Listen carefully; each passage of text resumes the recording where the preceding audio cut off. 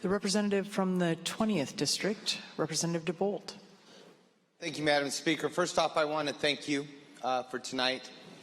It's been a wonderful debate. You've been a very good listener. And you said in your speech that you wanted to be a good listener. I just want to compliment you because you've allowed a debate to go all kinds of directions tonight, and you've been free and open and allowing the minority to have its voice. And that's worth a lot to us. So thank you for that. As we stand on the floor tonight, we have talked about the worries that we have around this bill. And we think about the impacts that it has on our families and our farms and our neighbors. And I know sometimes it's hard to see what life is like from another person's perspective. Like, for example, in Seattle, you call them classic cars. In my district, we call them commuter cars because they have 300,000 miles and they get crappy mileage, and we can't afford to get them fixed. We can't afford to go buy the battery car because we don't have the jobs anymore. And then there's this nexus, okay?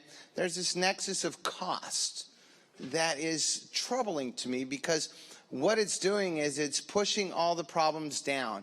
As you see the increase in cost in houses in Seattle, people move to Tacoma. The people that used to live in Tacoma moved to Olympia. The people who live in Olympia now live in Lewis County. Driving up the houses, making it less and less affordable. But the thing that hasn't moved are the jobs. We just see more and more regulations and more costs. And I think about the trades. You know, the trades are opposed to this bill. The plumber, pipe fitters. I think about the carpenters. I think about the people that build and work in Washington that have to travel. They travel. They're not getting on a transit bus with their tools and heading to build something. They have to get in their truck. And by the way, these guys carry thousands of pounds of tools with them when they drive. So they have to have a high displacement engine. And the trades, the people that build Washington, are opposed to this bill because they see something wrong. They know it will stifle growth. They know it will stifle their jobs. They know it prices them out of the market. And they know it's going to shift their way of life. It's funny to me because when we have jobs and when we have a good economy, we are better environmentalists.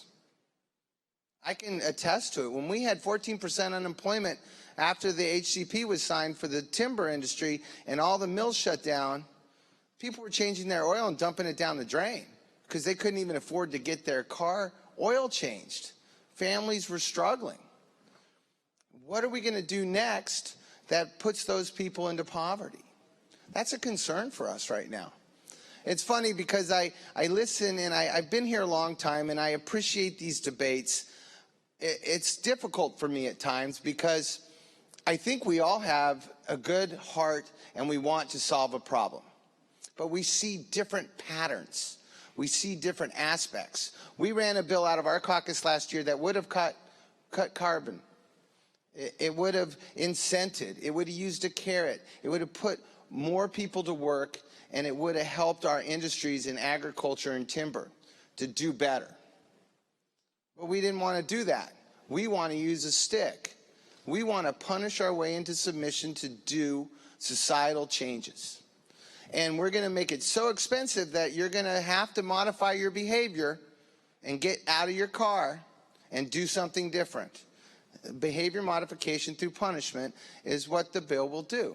Now, when we put our process out and we thought about it, and one of the things I've talked about a lot, and I've talked about it with all sides, and I know people are tired of hearing about it, and we talked about it on the floor tonight, are forest fires. So when you think about my community, Lewis County has given more to carbon reduction than any community in this entire state. We've sacrificed 900 jobs, we sacrificed huge payrolls, and we are giving 12 million tons of reductions. And we're okay. That's the part we had to play. But now you want to go back in and take more. So I have a brilliant idea.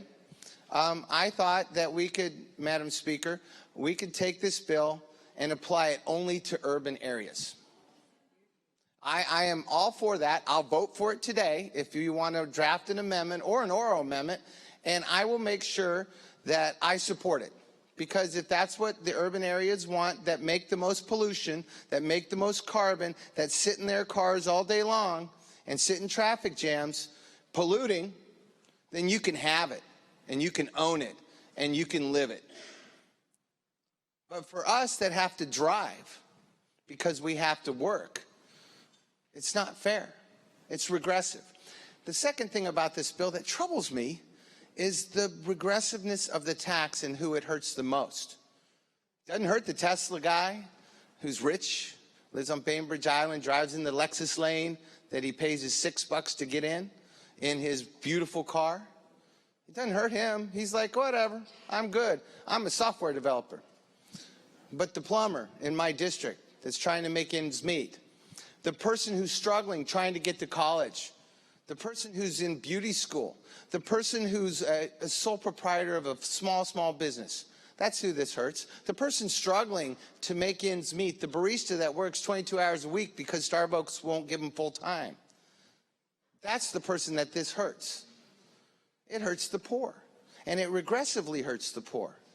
So that's troublesome.